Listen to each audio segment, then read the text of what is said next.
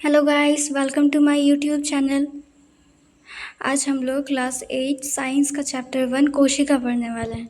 तो चलिए हम लोग शुरू करते हैं। तो कोशिका मानव शरीर की सबसे छोटी इकाई होती है, सबसे छोटी यूनिट होती है। कोशिका की खोज सर्वप्रथम रॉबर्ट हुक ने 1665 ईस्वी में एक साधारण सूक्ष्मदर्शी की सहायता से किया था। इन्होंने सबसे पहले एक मृत कोशिका की खोज की थी। उन्होंने बोतल की कॉर्क की एक पतली परत का अध्ययन किया था। उन्हें कॉर्क की पतली परत में मधुमक्खी के छत्ते जैसे बहुत से छोटे छोटे कोष्ठ दिखाई पड़े थे। उन्होंने देखा कि एक कोष्ठ दूसरे कोष्ठ से एक दीवार द्वारा अलग है। इन्होंने प्रत्येक कोष्ठ का नाम कोशिका दिया। कोशिका को अंग्रेजी में सेल कहा जाता है। सेल शब्द लैटिन भाषा के शब्द सेलुला से लिया गया है, जिसका अर्थ एक छोटा कमरा होता है। एंटोन वॉन ल्यूवेनहॉक एक डच वैज्ञानिक थे। इन्होंने सर्वप्रथम सर्वनिर्मित साधारण सूक्ष्मदर्शी की सहायता से 1674 ईस्वी में शैवाल, प्रोटोजोआ और बैक्टीरिया इत्यादि में जीवित कोशिका का देखा था। सभी संख्य सूक्ष्म इकाइयों से बने हैं, जिन्हें कोशिका कहा जाता है। हम यह भी कह सकते हैं कि कोशिका विभिन्न पदार्थों का वह सूक्ष्म संगठित रूप है जो स्वतः जनन का सामर्थ्य रखती है। अतः कोशिका जीवन की मूलभूत इकाई है।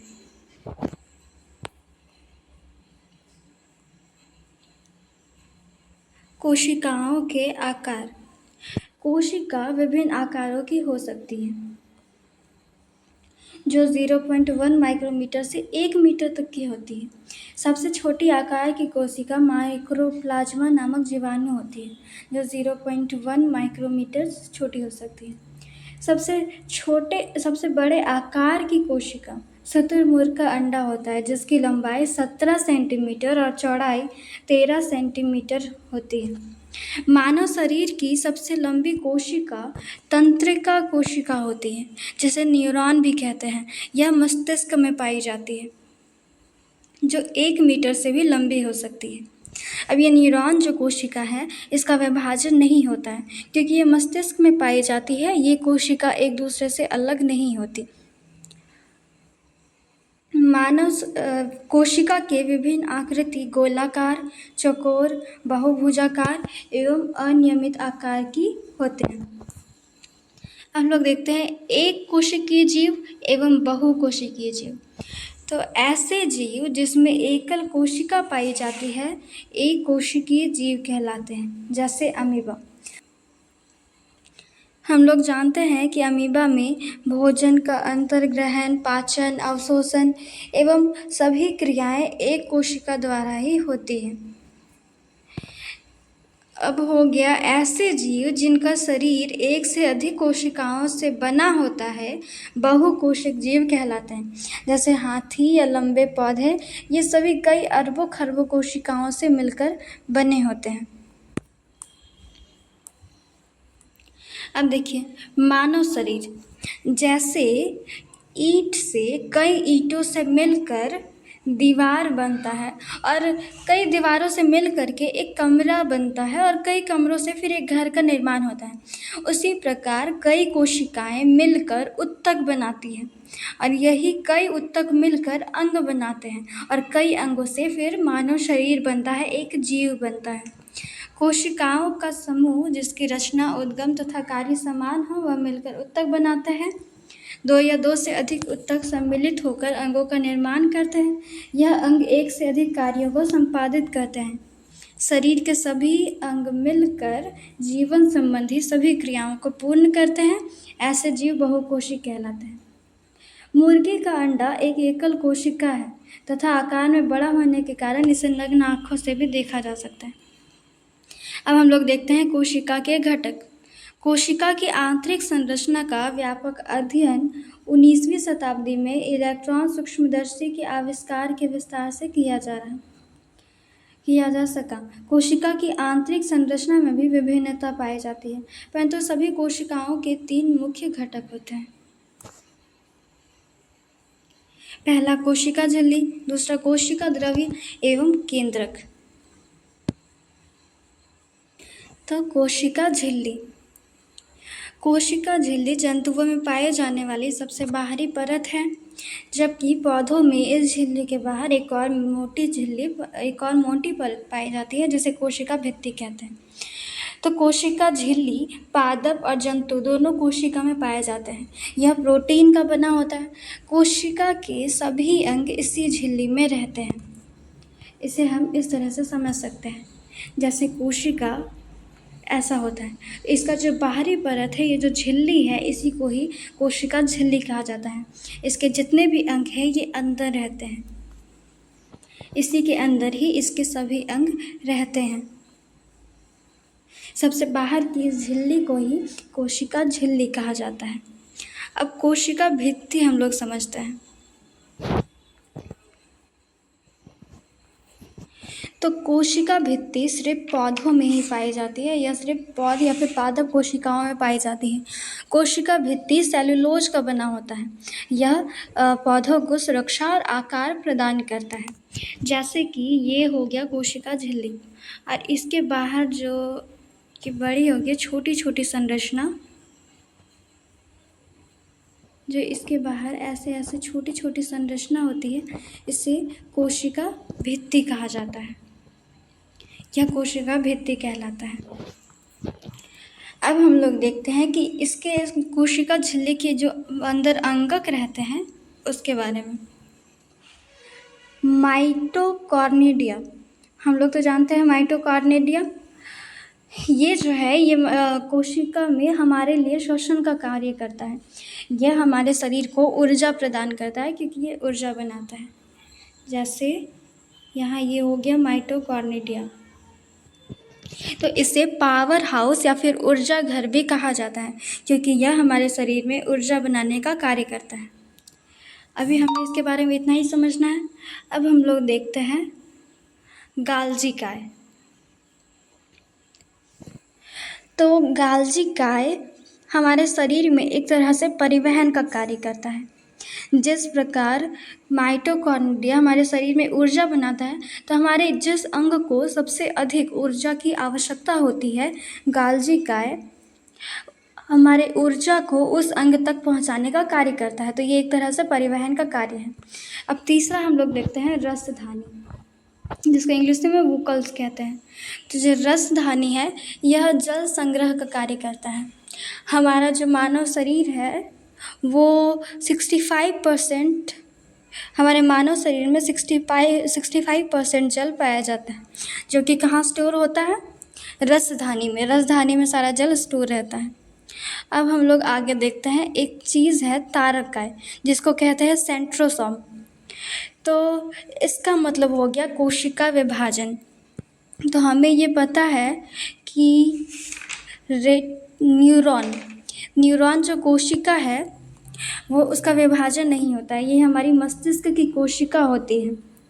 और सबसे अधिक विभाजन कहाँ होता है? तो सबसे अधिक विभाजन लीवर में होता है। लीवर में कोशिका बहुत ही तेज़ी से एक दूसरे से अलग होते हैं, टूटते हैं, जबकि ब्रेन में ऐसा नहीं होता। इसी वजह से ब्रेन में लगे हुए चोट कभी भी ठीक नहीं हो पाते हैं। अब देखते हैं अंतःप्रदियी जालिका, इसको समझते हैं। यह कोशिका के अंदर आंतरिक सहायता प्रदान करता है। इसको हम ऐसे समझते हैं, जैसे कि ये ऐसे हो गया।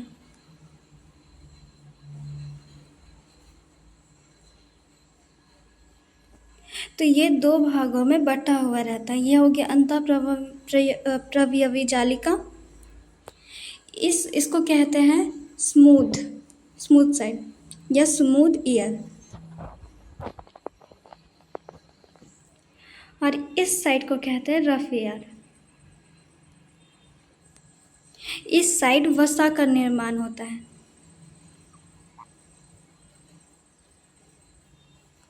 और इस साइड प्रोटीन का निर्माण होता है।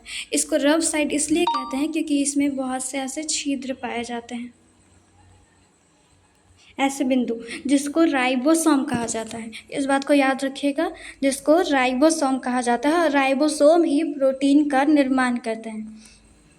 तो अब हम लोग राइबोसोम को तो जानते हैं, जो प्रोटीन का निर्माण करते हैं। इसे कोशिका की प्रोटीन फैक्ट्री भी कहा जाता है। क्या कहा जाता है? Protein factory. अब हम लोग समझते हैं केंद्रक। तो केंद्रक हम लोग जानते हैं, जैसे कि ये कोशिका है, इसके साइड साइड में अगर अंग है तो केंद्रक बीच में होता है। यह कोशिका के बीच में पाया जाता है। इसकी खोज रॉबर्ट ब्राउन ने की थी। इससे कोशिका का ब्रेन कहा जाता है, इसे ब्रेन ऑफ सेल कहा जाता है। यह इस पूरे कोशिका का कंट्रोलर होता है। इसके सभी अंग कैसे कार्य करते हैं, इसको यही कंट्रोल करता है। तो केंद्रक के अंदर DNA, RNA और जीन, ये सब चीज़ें पाई जाती हैं। ये केंद्रक होता है। अब हम लोग समझते हैं लाइसोसोम। लाइसोसोम क्या होता है? तो लाइसोसोम एक बहुत ही ज़्यादा खतरनाक अंग होता है कोशिका का। इसके अंदर जल अपघटक एंजाइम पाए जाते हैं। इसको एक तरह से कोशिकीय पाचन का भी कार्य कह सकते हैं। इसके द्वारा कोशिकीय पाचन का भी कार्य होता है। जैसे कि यदि इसमें से कोई भी अंग सड़ चुके हैं या फिर काम करना बंद कर दिया या फिर ख़राब हो गया, तो फिर ये तो वहीं पर ही सड़ता रहेगा। इसी वजह से यह जो लाइसोसोम होता है, लाइसोसोम, यह उस पर अपना जो ये पानी है, जल अपघटक एंजाइम, ये छिड़क देता है, जिससे कि ये फिर वहीं पर ही पिघल जाता है और फिर नष्ट हो जाता है। इस प्रकार लाइसोसोम कार्य करता है। कभी कभी इस लाइसोसोम को एटम बम भी कहा जाता है, क्योंकि कभी कभी ये लाइसोसोम है, ये फट जाता है और फटने की वजह से इसके जितने भी अंग हैं ये नष्ट हो जाते हैं। तो इस प्रकार जब लाइसोसोम फट जाता है तो फिर ये जितने भी कोशिका अंगक है ये सब नष्ट हो जाते हैं और ये कोशिका भी नष्ट हो जाती है, मर जाती है। तो जब ये मर जाती है तो इसके बदले जो और हमारे शरीर में बाकी की कोशिकाएं तो बहुत ही छोटी सूक्ष्म होती है।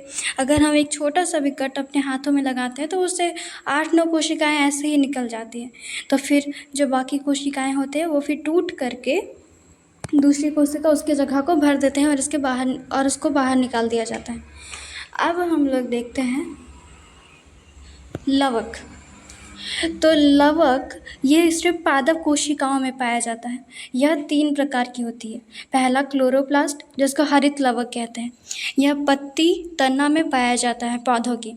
इससे भोजन का निर्माण होता है। इसी के अंदर ही क्लोरोफिल पाया जाता है, जिससे प्रकाश संश्लेषण की क्रिया होती है। दूसरा हो गया अवर्णित लवक। यह जड़ तथा मूल में पाया जाता है और यह भोजन का संग्रह करता है। मतलब जब ऐसे समय जैसे पतझड़, तब इस भोजन का काम आ सके। और तीसरा होता है वर्णित लवक, जो कि रंग प्रवाहन का कार्य करता है। अब हम लोग देखते हैं कोशिका द्रव्य। तो कोशिका द्रव्य में कहा गया है कि यह एक जेली जैसा पदार्थ है, कोशिका झिल्ली एवं केंद्रक के बीच में पाया जाता है। यह दानेदार अर्ध तरल होता है, जिसमें विभिन्न कोशिका अंगक कोशिकांग पाए जाते हैं, जैसे माइटोकॉन्ड्रिया, गाल्जी काय, राइबोसोम, हरित लवक, राजधानी आदि, जिसके बारे में मैंने अभी बताया वो सब। तो चलिए देखते हैं कोशिका द्रव्य आखिर होता क्या है। जैसे कि ये कोशिका झिल्ली हो गया, इसके अंदर बहुत सारे अंगक हो गए, ये हो गया केंद्रक। तो ये जितने भी अंगक हैं, अगर हम चल रहे हैं तो या फिर दौड़ रहे हैं, तो हो सकता है ये सारे जितने भी अंगक हैं वो इधर उधर हो जाए। तो ये अपने जगह से हिले नहीं, इसी वजह से इसमें पूरा पानी भरा होता है। इस पूरे एरिया में पानी भरा होता है ताकि ये अपने जगह पर स्थिर रहें, हिले नहीं। यही होता है कोशिका द्रव्य। इसको जीव द्रव्य कहा जाता है, लेकिन जो कोशिका के अंदर होता है उसको कहते हैं कोशिका द्रव्य। तो ये हम लोग समझ गए। अब इसके बाद हम लोग देखते हैं कोशिका झिल्ली के कार्य। कोशिका झिल्ली के कार्य क्या होते हैं? तो कोशिका झिल्ली, जैसे प्लाज्मा झिल्ली भी कहते हैं, संरंध्र या फिर छिद्र युक्त होती है, हम लोग को पता है। इसे प्लाज्मा झिल्ली भी कहा जाता है। यह ऐच्छिक पदार्थों को अंदर आने या हानिकारक पदार्थों को बाहर निकलने देती है, इसलिए इसे चयनात्मक पारगम्य झिल्ली भी कहते हैं। ठीक है। अब हम लोग देखते हैं इसके निम्नलिखित कार्य और क्या कार्य है। कोशिका झिल्ली एक कोशिका को दूसरी कोशिका से अलग करती है। यह कोशिका को एक निश्चित आकृति प्रदान करता है, अंदर के आंतरिक अंगकों को सुरक्षा प्रदान करते हैं। ये हो गया कोशिका झिल्ली का कार्य। अब हम लोग देखते हैं केंद्रक। वैसे तो मैंने इसके बारे में बता दिया, पर थोड़ा सा और डिटेल में देख लेते हैं। यह कोशिका का सजीव संघटक है जो प्रायः कोशिका के मध्य में स्थित होता है, पर पौधों में यह मध्य से थोड़ा हटकर स्थित होता है। पौध कोशिकाओं में यह मध्य में स्थित ना होकर साइड में स्थित होता है। जैसे अगर ये पौध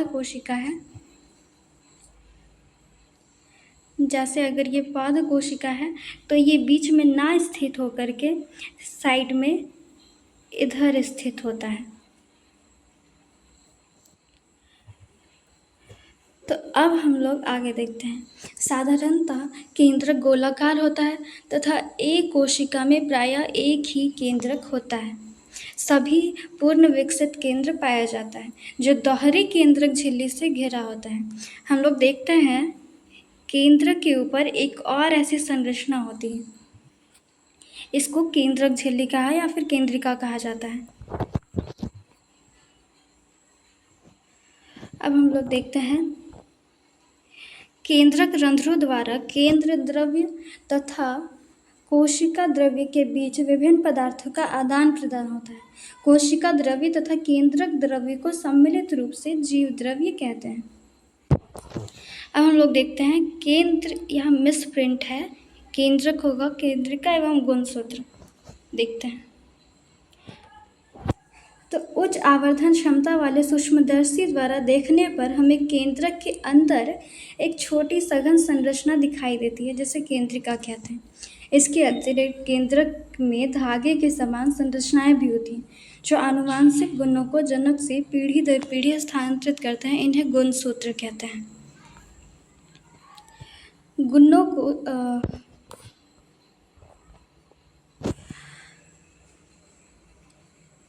हम लोग ये जानते हैं कि केंद्र के अंदर गुणसूत्र पाए जाते हैं। इसमें डीएनए, आरए और जिन ये सब चीज़ें पाए जाते हैं। तो मानव शरीर में कुल 46 गुणसूत्र होते हैं, जिसमें 23 का जोड़ा होता है, जिसमें 23 जोड़ होते हैं। मेल में कितना 44 + 2, ये जो 2 होता है वो XY, और फीमेल में 44 + 2 46 हो गए, और 2 जो हो गया वो XX होता है। तो हम लोग को अभी इतना ही जानना है, इससे ज़्यादा नहीं। अब हम लोग देखते हैं कि कोशिका भित्ति पौध कोशिका में ही क्यों होती है। तो पौधे चल नहीं सकते हैं, इसलिए पौधे की कोशिकाओं को ताप में परिवर्तन, तीव्र गति से चलने वाले वायुमंडलीय नमी आदि विभिन्न परिवर्तनों से सुरक्षा के लिए ही पौधों की कोशिका झिल्ली के बाहर एक मोटी परत होती है। अब हम लोग देखते हैं पौधे एवं जंतु कोशिकाओं की तुलना। तो इसमें कोई भी ज़्यादा बड़ी तुलना नहीं है, बस कोशिका में कोशिका द्रव्य के बीच खाद्य संरचना होती है, जिससे रिक्तिका कहते हैं। आमतौर पर पौधे की कोशिकाओं में बड़ी रिक्तिकाएँ पाई जाती हैं। अभी हमें बस इतना ही पढ़ना है। एक और चीज़ है जो हम जान लेते हैं, कुछ ऐसे भी चीज़ें हैं जो पादप कोशिका में पाई जाती है और जंतु कोशिका में नहीं, और जो जंतु कोशिका में पाई जाती है वो पादप कोशिका में नहीं। तो देखते हैं कुछ अंतर इन दोनों के बीच क्या क्या है। तो हम जानते हैं कि जो जंतु कोशिका है वो गोल होती है और जो पादप कोशिका है वो चौकोर होती है। जंतु कोशिका में वुकल्स जिसे रसधानी कहते हैं, ये छोटा होता है, और पादप कोशिका में यह बड़ा होता है। अब देखिए इसमें अलग से क्या पाया जाता है। जंतु कोशिका में इसमें सीलिया पाया जाता है, एलेजेला पाया जाता है और लाइसोसोम। और जो पादप कोशिका है उसमें अलग से कोशिका भित्ति पाया जाता है, जिसको सेल वॉल कहते हैं। दूसरा प्लास्टाइड और दूसरा क्लोरोप्लास्ट। अब हम लोग देखते हैं कि ऐसी कौन सी चीज़ें हैं जो दोनों में पाई जाती हैं। आप चाहे तो इसे लिख सकते हैं, ये बहुत ही इंपॉर्टेंट है। तो कोशिका झिल्ली ये पौध कोशिका और जंतु कोशिका दोनों में पाई जाती है। माइटोकॉर्निडिया ये भी दोनों में पाए जाते हैं। राइबोसोम ये भी दोनों में पाया जाता है, जो प्रोटीन बनाता है। ER जिसे कहते हैं अंतःप्रत्ययवी जालिका, ये भी दोनों में पाया जाता है। गोल्जी बॉडी या गोल्जी का ये भी दोनों में पाया जाता है। केंद्रक दोनों में पाया जाता है। सेंट्रोसोम ये दोनों में पाया जाता है। तो इस प्रकार से हमारा जो चैप्टर है कोशिका ये पूरा हुआ। आई होप आपको ये वीडियो बहुत अच्छा लगा होगा और आपको समझ में भी अच्छे से आया होगा। आप चाहें तो इसे नोट्स कर सकते हैं। और इसी के साथ हमारे इस वीडियो को लाइक, सब्सक्राइब और शेयर ज़रूर करें। मिलते हैं आपसे अगली वीडियो में, तब तक के लिए थैंक यू, गुड बाय।